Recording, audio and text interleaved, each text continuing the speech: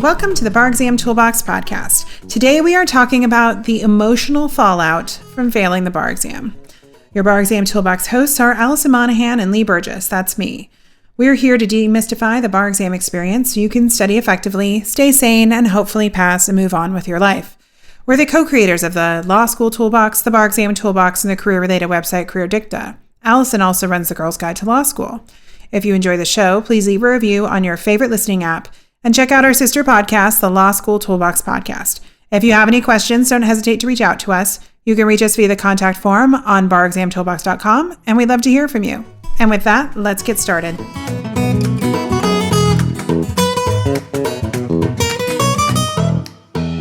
Welcome back to the Bar Exam Toolbox podcast. Today, we're talking about the emotional fallout from a bar exam failure. Well, we spend a lot of time talking to people who have failed the bar exam. And the first thing people typically talk about is how emotionally challenging it can be. So before we take on the practical next steps for retaking the bar, stay tuned, we're having an upcoming podcast on that. Today we're going to chat about the emotional aspects of retaking the bar exam. So if you have just failed the bar exam, this episode is for you. And we want you to take a moment to just breathe, because this is bad, true, it's certainly not ideal, but it's not the end of the world, right?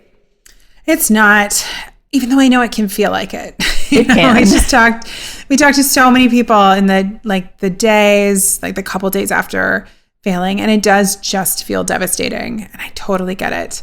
But I think as much as you can kind of sprinkle a little perspective in there, I think it does help you kind of move through this process that we're going to talk about so you can be ready to kind of get it together to do again. You will come through this. So many people have. We always have the list. I think we have some blog posts, the list of all the famous people who have not passed. Right. You're in good company, but it's a lot. Yeah, I mean, I think it's almost part of a grieving process, really. You know, this is a type of loss. You had the vision of what it was going to be like, and it's not like that. So, yeah, you know, people may feel frustrated that they wasted all this time studying. You might feel like you did everything you possibly could do to pass, and you didn't. There can be even other fallouts, like lost job opportunities or other next steps that were all waiting on this big thing, and that didn't happen. So this is really a lot to process, and I think you can't move on and kind of set yourself up for that next step until you actually process it. And sometimes I think people skip this step. What do you think, Lee? I agree. So I think there are a lot of things that you can do to move through this. And one of the things that you should think about is what has helped you move through other hard times in your life, because this probably isn't the first hard thing that you've had to move through. Although I do think it can sometimes be the first big failure a lot of people have lived through. But there are a lot of things that have helped you in the past, or maybe some new things that you can do to help you process. So one of the things that always comes up over and over again when you talk to therapists or you read books on dealing with grief or challenging times is journaling. You know, when you write things down, it can bring clarity. It also gives you a place to kind of deposit your feelings. I think that is a really powerful thing. You can even have journals in multiple locations. You could have one, you know, at your desk at work. If you have a job, you can have one by your bed. And when you have those kind of very incessant thoughts in your head, or you're doing the downward spiral into but this and then this and then this and then this, putting it on paper is one way to process it. And I think that a lot of people can find that to be really useful. I also think that a meditation practice, if you've never tried it, is another way to calm the mind. Something along the lines of that can also be hypnotherapy, which is something that I recently tried when I went through something hard. And I found it to be really amazing, to be honest. My sister is very into it. Yeah. I just really found kind of walking through this imagery. It's basically kind of like a guided meditation by a different name, but it can also be a way to just calm down the worrying thoughts in your mind. And I think that's one of the main things that you're working against here, is just trying to get your mind to process this information, to move past the shock and be able to function so you can move forward and start making decisions. So meditation, mindfulness, or even something like hypnotherapy all can be very effective. Right. And I think you can also throw like something like a moving meditation into that. Something True. Like yoga can really help release. I know I admit I've not been going to yoga for the last year or so, and I can really tell a difference. And I do recall that whenever I would go, I would always walk out being like, wow, I just feel so much calmer. And I think if you are in that kind of anxiety spiral, which is totally understandable after you've just found out that you failed the bar, I think just taking that break of, doing something physical, it could be yoga, it could be a walk, a run, whatever, but something to just kind of get out that stress in the body can really be helpful. I think that's a very good point. Another piece of advice that was given to me by a therapist that I know recently was to not like just compartmentalize, but to set aside time each day to process and grieve something hard. So say, I'm going to give myself 30 minutes. I'm going to give myself an hour to cry, scream, run around, journal, like just really be with it all, be in the mess. And then I'm going to kind of end and put myself back together and move through the rest of my day. And I think something like this can be really effective if you have a lot of other responsibilities, or if you're going back to work, or you're trying to like really show up in other parts of your life, trying to give yourself the opportunity to process, but also say, okay, now I've got to focus on other things, can also be an effective way to just move forward a little bit. Yeah, and I think it's important too to give yourself right when you find out this information. Typically you find out on a Friday, so you have those couple of days over the weekend. And I think that too can be a really good time to just kind of give yourself over to the like frustration and sadness and anxiety. And that's when you have your total breakdown. And that's fine. Like you need to have that. You need to get these emotions out so that you can start processing them and moving through. So, I don't think at that point you have to be stoic and be like, everything's going to be fine. It's all going to be fine. And we often start hearing from people like Sunday night, Monday morning, when now they're kind of ready to start, okay, what's my next step? But I think you need those couple of days of just being like, this sucks. I'm not happy. And this is a miserable situation and I'm really upset about it. Yeah, I agree. I think taking those couple of days, especially if you do find out on a Friday, that's the one nice thing. California doesn't do many nice things, but they do tell you on a Friday at like 6 o'clock. So you don't have to go to work the next morning. Yeah. Exactly. Although there were some firms that made people pick at the office or check the results at the office. I remember people voluntarily doing that at my firm. I'm like, I'm going home. I do not want to be sitting at my desk in my office when I get this news. Oh my gosh. I was crying and couldn't read the screen when I was checking the results. The way they phrase it in California is not even that straightforward. Oh, it's awful. Yeah, it's like this name does appear on the pass list for the California bar, I think was what mine said. And I couldn't, my now husband had this large computer and it was in very tiny font. And I was like starting to cry and I couldn't read the very tiny font. It was like, I just wanted like a big flashing sign or something. Like you passed. Yay. I know. Exactly. It's all green. No, I remember the first bar I took in Massachusetts, they had announced when they were going to send results. So I wasn't really focused on it until, that day came. And then a couple of days before that, I went home and checked my mail and had this letter from the bar and just figured it's some sort of, random thing they're sending out, like, thanks for taking the bar exam, whatever. And I open it and it's like, congratulations, you passed. And I'm like, what? So it was incredibly anticlimactic. Yeah. Well, and then back in the day when my parents took the bar, they would just mail you the results. And so my parents were living in Southern California, but had moved and they mailed them, I think, from Southern California. So all her friends from law school in Southern California got the results first. And then she had to wait like another day or two. Oh my gosh. Until the mail got to where they were living, which seems like not cool. It's just... Yeah, I think however you receive them, it will be one of those moments you remember, for good or for bad. For good or for bad. So the other thing is, if you're really struggling, this is a great time to reach out to a therapist. If you have one that you've already been working with, or if not, try and reach out to one, especially if you're finding yourself having a really hard time processing and that you don't have a lot of coping skills and you are finding that you can't get yourself to regroup, then it's time to reach out for help, because experts help people move on from these tough moments like all the time. That's what they do. Yeah, they've got skills in this area. They do. And you just don't want to be stuck. And I think that reaching out to somebody who can kind of hold that space for you and help march you through this next phase can be very, very helpful. I think sometimes, we reach out to our normal support people, but we forget sometimes that they don't always have the skills to move us through something that's fairly traumatic. And I would say for a lot of people, failing the bar is a traumatic event. And so if your support people can't show up for you in the way that you need, then you got to go find other people who can support you in that way. Yeah. And I think that's a tricky one because, you do ideally think like, oh, my friends and family and loved ones can support me through this. But that's really hard because A, they don't necessarily really understand the stakes of this exam. So they're probably giving you really frustrating and unhelpful advice. Like, don't worry, you're smart. You can do it. Yeah. Which is pretty much the worst thing you can say to someone who's just failed the bar. FYI, if anyone else is listening to this, do not say that.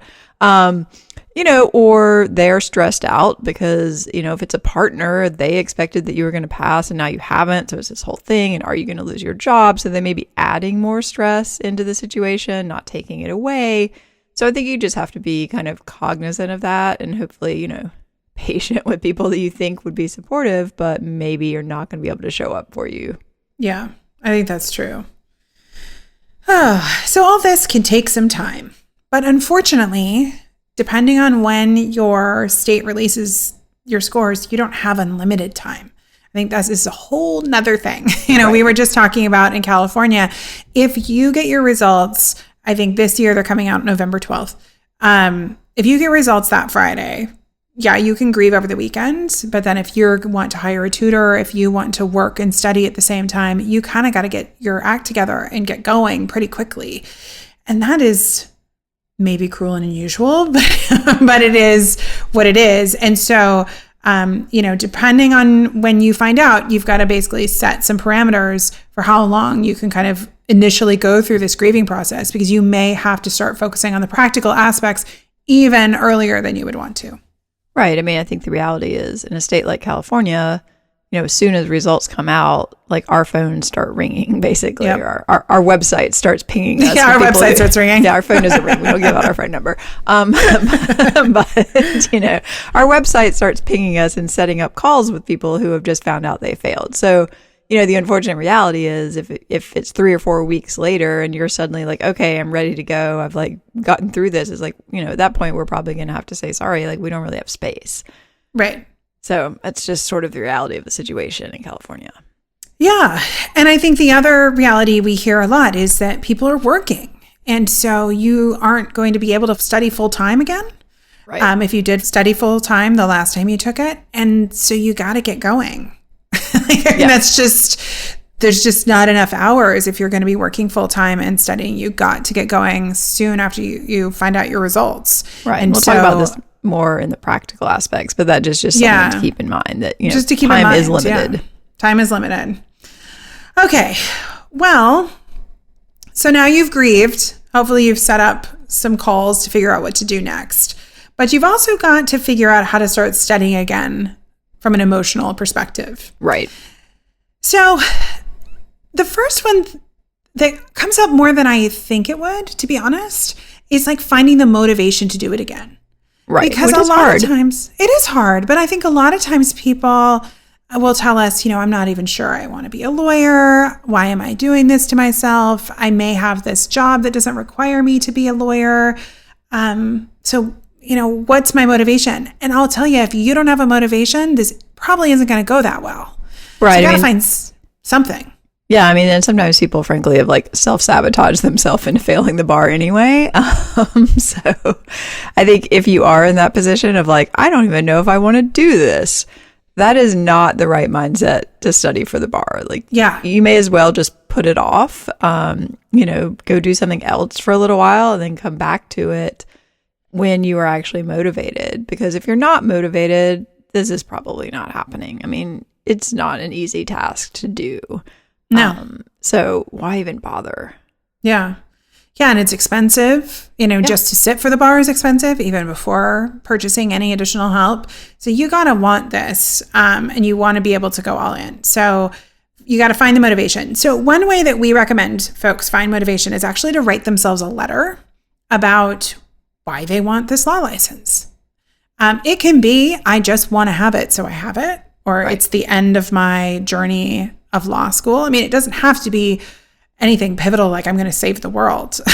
Right. But it can just be like, I put in this time of effort, I put in all this money, and I would like to complete the cycle and be able to have the option to be a lawyer if I want to in the future. That is a perfectly valid motivation. Yeah. But we actually have had students in the past where we ask them to write this letter and then they go back and read it to themselves a few different times when they feel those moments of doubt come up of like, why am I doing this? And I think it can be very effective. So you can write it in your journal since you're already going to be journaling to deal with the grief. You can just write your letter to yourself in the journal and go back and reread it. But I think committing to yourself about why you want to do this is an important first step to finding that motivation. I agree. And I've even occasionally heard of people going back and rereading their law school admission essays and things like that to really like reconnect to that motivation of, okay, this is, this test is frustrating and annoying, but there's a bigger picture here and I just need to figure out a way to pass it so that I can connect to the motivation of that bigger picture. Yeah. So we were just talking about getting emotional support from family, friends, or a therapist, to get past the initial shock. But especially if you think that you are struggling with incredible feelings of doubt, anxiety, which really can rear its ugly head when you're coming back to study again, depression, especially if you're going to sit for the winter test, you've got all the seasonal affective disorders stuff that gets mixed in there. You've got the holidays, which are tricky. We still have a pandemic going on. I mean, there's a lot. It's a lot. Yeah. So you want to make sure that you have a support system in place to help you work through all of that, whether that be, again, like family, therapists, whoever are your trusted kind of counselors in your life. Just make sure that they are able to, support you on a regular basis because you're going to have moments that are tricky in this process. Yeah, and I think it can be great if you have some really trusted friends. They don't even have to be friends from law school, but just somebody that you enjoy being around, you think is uplifting, they're positive. Go ahead and try to set up something weekly with that person. Like, hey, can we set up a walk every Wednesday night or whatever it is, or go to dinner or, something that that you can kind of look forward to. You can debrief with this person. They're there through the process with you. But you want to make sure, obviously, it's somebody who's positive. Yes. Not somebody who's adding to your stress. Right. Yeah. It's interesting how many times I'll talk to folks who are studying again and it'll be like, I had this really toxic relationship, but I don't have it anymore. So I feel like I'm ready to study again. I think we oftentimes don't give enough credit to how a lot of this other stuff around us in our lives can lead to bad outcomes or can contribute to bad outcomes. Yeah. And I mean, if you don't have that person who's sort of like, your go-to positive friend, I think even something like, and this might be harder in the pandemic, but, maybe some sort of like exercise club that you join or something, there are these kind of cliche things that are like for upbeat people, like the running club, I'm like, I personally hate that, but those people are probably pretty upbeat because they're getting endorphins. That's true. It's true. Yeah. And that leads really into knowing what your coping mechanisms are, so if you like being around people, even during the pandemic, you should figure out how to be able to do that. Maybe it is a running club or an outdoor yoga class, or, I don't know, playing tennis or taking walks with friends, or I just borrow your with a friend. Dog and go to the dog park.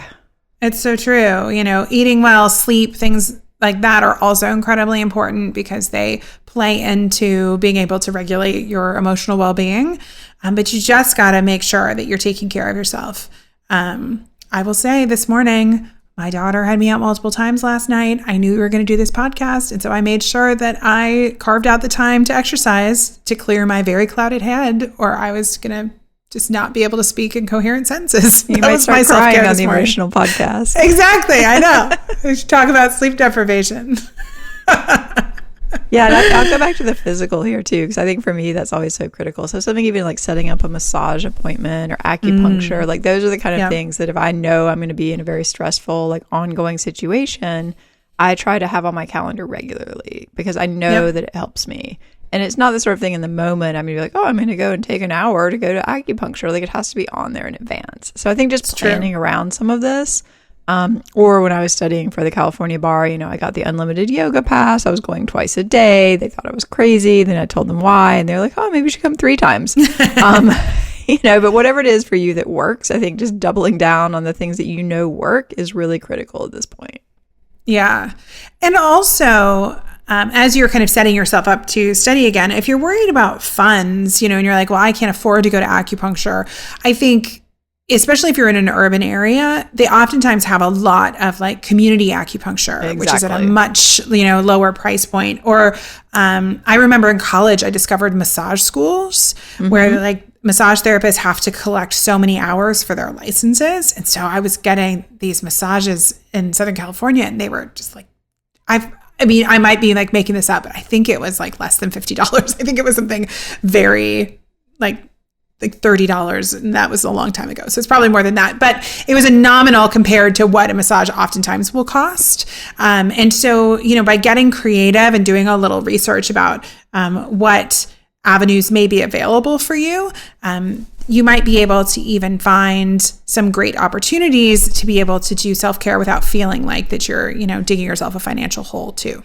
Yeah, and a lot of places have a sliding scale. Like I sometimes go to the not agriculture, acupuncture. And I know they have a sliding scale. So if you're like, I'm not someone with resources right now, like they're perfectly willing to accommodate that. Yep, exactly. So another thing that I feel like I've been hearing a lot about in the world, which I personally am paying attention to in my own emotional well-being, is this idea of self-talk and the language we use to talk to ourselves. And checking ourselves about, would we be saying the same things to other people as we are saying to ourselves? So if you are saying kind of cruel things to yourself, like, I'm not smart enough to do this, I don't know why I might be even trying again, you probably wouldn't say those things to other people. And we should probably talk to ourselves in the same way that we would talk to other people. So it is really something that I personally have been trying to check myself, because it's easier to give yourself grace for some reason if you think about speaking to yourself as you would another person, of which I seem to be more likely to give kindness sometimes than I am to myself. Right. No, I think we're all typically tend to be harder on ourselves. So if you do hear yourself saying things that you probably wouldn't say to your close friend, then maybe you ought not say them to yourself either. Yeah, exactly. All right. Some other things that I wanted to mention. I've been talking a lot to a lot of different people, and even some of our tutors, about imposter syndrome, which I think can also really be triggered by this experience of failure for the bar. So I don't know how you would define imposter syndrome, Alison, but I would typically define it as this idea that whatever you feel like about your identity or background or who you are as a person, that you don't really deserve to be where you are. I think many of us have felt it for various reasons at various different points of our lives. Unless I guess you're feeling very entitled. I don't know. I think there's some people who never feel this. Maybe there are some people. They're in different categories. No, I think this is really critical. And I mean, one of the problems is if someone has felt this way, say all through law school, that, maybe they didn't belong and they weren't smart enough to be there, then I think failing the bar can feel like this really terrible confirmation that you were right all along. Yeah. I think that's true. That's really tricky. Mm-hmm. Because then you can really get into this kind of mental spiral of that, you're confirming this assumption that you weren't really supposed to be here. And then why are you going to try again? And even if you have a lot of people in your life telling you should try again, really this self-talk can be very defeatist and lead to some poor decision making. And so it's something you really have to be aware of and kind of listen for as you're talking to yourself. And this is something else that's really great to talk to other people about, especially someone who may have, or a therapist, somebody who even may have gone through something similar or, have overcome something similar. But it is something that I think is popping up a lot for a lot of folks that I talk to. And so I wanted to raise it here. I also think that this can lead to just being very defeatist. I will talk to folks who are sure enough that they want to study, that they have sent my team an email. They have signed up for a meeting with me. They get on the phone. Many people have listened to the podcast, and then they're like, but I just think that the cards are stacked against me. And it can be for really real things. I mean, there are some really messed up things about these big standardized tests. We know that there can be biases built into some of the standardized testing. There's a lot of stuff that makes us not feel good about this type of test being the gateway to the rest of your legal career. I hear you. We are with you. However, right now, this is still the gateway. And I do really believe that if someone has made it through law school, especially an ABA accredited law school, and you found a way to study, you found a way to pass those classes, that this bar is probably within your reach. Just, you got to figure out how you need to prepare to get there. And sometimes that means getting the right accommodations, making sure that you're setting yourself up for success, that you're leveling the playing field, whatever needs to happen. But if you go into it being defeatist, it's not going to work out well. It just won't. Yeah, and I think there's this fine line between being realistic and being defeatist. So, it's totally realistic to say, I struggled in law school with my writing, and I also think that I have, something I need accommodations for, and I'm not sure I'm going to get those accommodations. It's okay, that's something we can strategize about. How do we help you get those? Or if you don't get them, how do we kind of alleviate that problem? But I think when you cross that line and you just say, there's nothing I can do, at that point, I'd sometimes I've talked to people who truly believe that they're not going to pass. And, I've said to them, look, I don't think you should do this until you think there's at least a decent possibility you could pass. I'm not asking for a guarantee, but we need something to work with. Yeah. Yeah. You gotta have some sort of buy-in to the process. Even if you feel like the game may be slightly rigged, you got to have buy-in that you can find a path to overcome. Right. And I completely agree. The game is slightly rigged in a lot of cases, but you also have to look at a lot of people pass, and a lot of people who are similar to you probably pass. And so, what do you need to do to be in that group of people who passes, I think is the key question. Not, are you facing odds that other people are not facing? Because you may well be. Right. That's a good point. Yeah. So all of this leads into this idea that you really can't prepare unless you can get mentally ready. So I personally would rather you take a season off of sitting for the test to help yourself get there than to study when you're in a terrible place. Because there's no point because we see this all the time. Self-sabotaging behavior, We have students who just refuse to turn in assignments for feedback. We have people who watch Netflix for a week and don't feel like that they can focus and study again. Folks who just go back to doing the exact same thing that they did before. They will only listen to lectures and not do any of the heavy lifting that they have to do to change the experience. You can have massive amounts of burnout, which I've seen people get so burned out that they can't retain information anymore. They really they literally sit down and they go blank. They can't function anymore. Some people get incredibly depressed, and some people are just miserable. And when you're miserable, you cannot perform at your best. You can't do it. And so this is an incredibly important thing. But what's more important is getting yourself into the right headspace to do it. I was just talking to someone who is a clinical psychologist, and she was talking about the idea of mental health being something completely different than dealing with a mental illness. That it's she's like, yes, somebody might have a mental illness, and that is something that is very different. Most of us are just trying to strive to have good mental health, which is very different. That is just, it's not that there's anything wrong with you. We're just trying to be as healthy as we can be in a good headspace to do things. And I think that's what you're trying to say. It's how can I be mentally healthy just in the same way that you're hopefully going to feed your body good food and move your body and be part of a community and do all of the things that you need to do to show up. This is just part of that. Right. And I think, for most people, this is probably not going to be the most pleasant experience. It's not a lot of fun. So I think, going into it with a realistic, like, all right, this is going to be challenging. There'll be days where I'm going to be unhappy and probably not going to be super thrilled about doing it. Again, it's just different from like, I'm so miserable, I can't get out of bed and I'm sitting around crying all day long. And every time I sit down to study, I have a breakdown. Like, that is just not a functional place to be. And if you are kind of in that state or think that's where you're going to be, I think just taking a break until you're not in that place before you study again just makes, because why put yourself through that? Yeah. Yeah. I mean, you can do lots of hard things. You will do lots of hard things in your life. This will be one of the hard things, but you do want to make sure that you're doing everything that you can to kind of move through it and get the results that you need. This isn't, the bar is like a little bit different than a lot of other hard things that we do in our life, because oftentimes you're just supposed to move through the hard time, right? Just keep walking and you'll get to the other side eventually. But the bar, it's like you have to keep walking to get to the other side and also climb a mountain because you have a lot of work to do. It's like, it is a very unique challenge. But that's why you want to try and get yourself to a place where you can take it on. Right. I think, to get to the point where you can actually like sit down and productively study is where you need to be. You don't need to be like super thrilled about the situation, but you do need to be in a place where you can productively study, or there's just no point in trying to move forward at this point. Yeah. So, any final thoughts, Alison, as we have to wrap up?